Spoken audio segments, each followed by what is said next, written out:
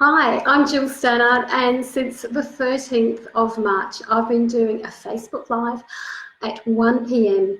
1 p.m. Australian Eastern Summertime every weekday. And today I'm trying to do a bit of a double live, so on Instagram and Facebook at the same time. We'll see whether that works. That may be why. I've just got to move over a little bit. So, where do we begin? What an interesting autumn solstice, autumn equinox it has been for many of us. A lot has happened since I popped in and shared lunch with you on Friday. So today is Monday the 23rd of March.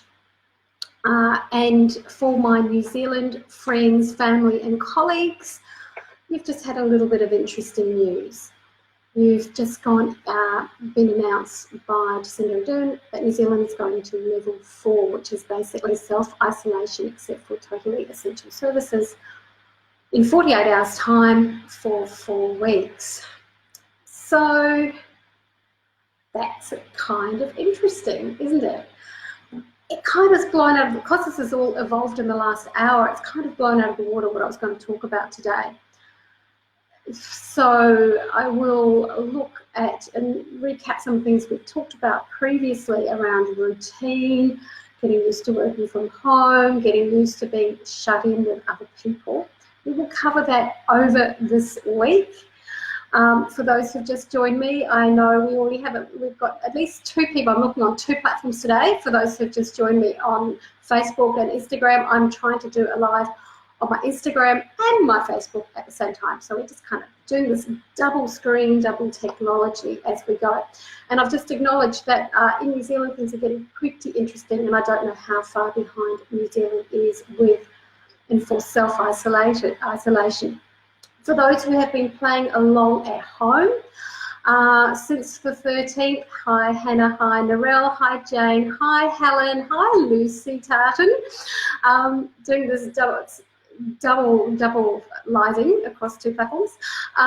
Okay, so I do have a backlog on my YouTube, on my Facebook page, of some tips for working from home, about what you're going to have for lunch, about kind of getting your head around this new normal. But I actually wanted to start today with just acknowledging the autumn equinox for those of us here in the Southern Hemisphere.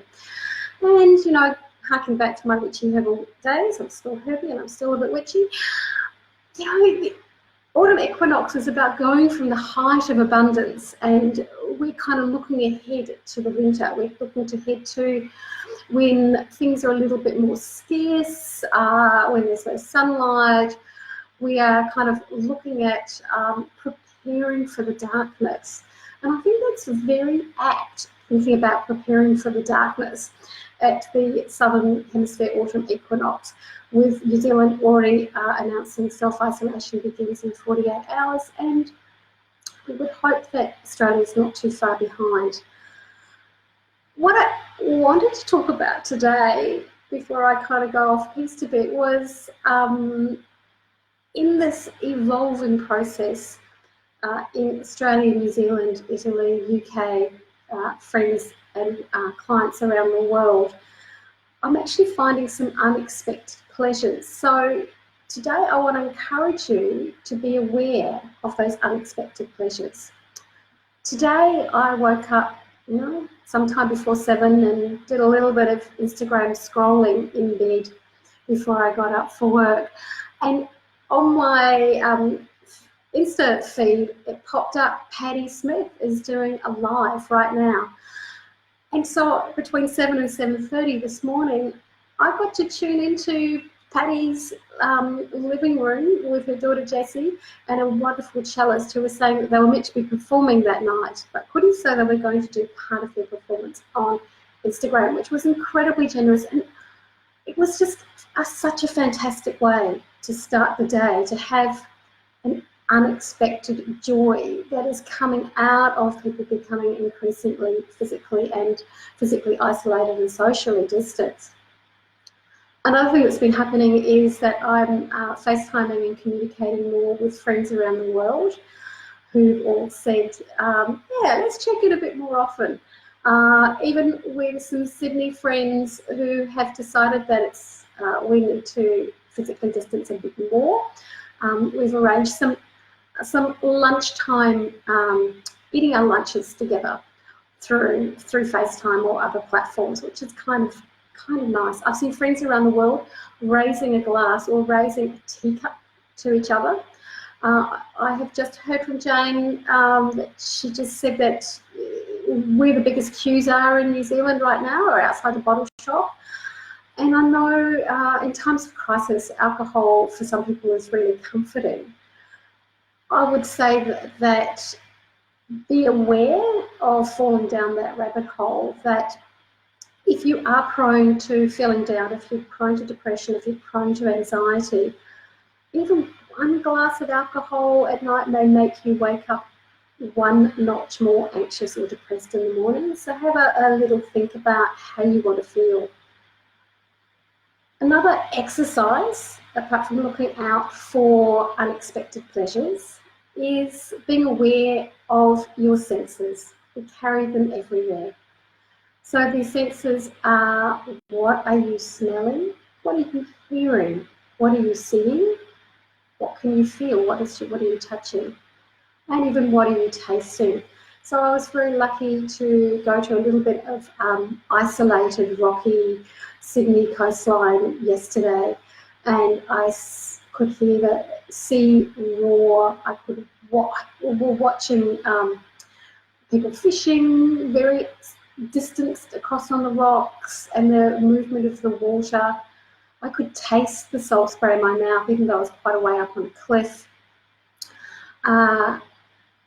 I could feel the roughness of the stone I was sitting on, and it really helped ground me.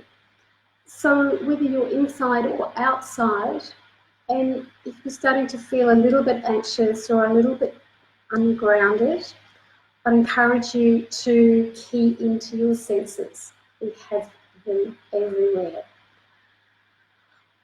Also, what's becoming increasingly important for all of us as we move to working from home, for those who haven't already or are just transitioning at the moment, or being stuck at home with their delightful children with their own work interrupted, is that we have to keep moving our bodies. So I would love you to share in comments your favourite music to dance around the living room, whether you've got a skipping rope. Certainly in Australia, we can still go out for a walk, and I think in New Zealand, in 48 hours' time, when you go to level 4, you're still allowed to have a physically distanced walk or run at this point. But my thing I want to go out on today, because I try to keep this between 5 and 10 minutes every day, is just the simplest technique in the world that you might already know, which is called box breathing. So let's visualize a box. So that box is